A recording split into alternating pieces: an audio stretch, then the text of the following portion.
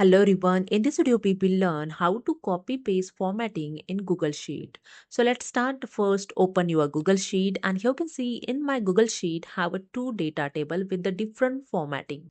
So here I copy first data formatting. For that, simply select the entire data. You just drag with the mouse and you can select your entire data.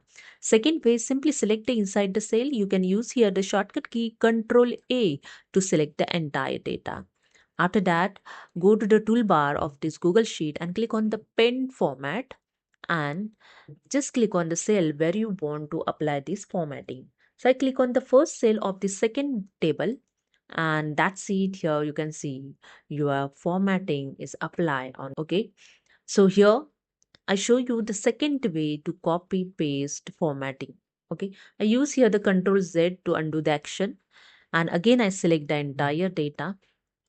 Then use here the shortcut key Control C and select the cell where you want to paste the formatting. I select here the first cell of this data.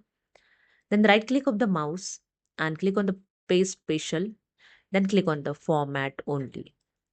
And that's it. Here you can see you can quickly copy paste your formatting in Google Sheet.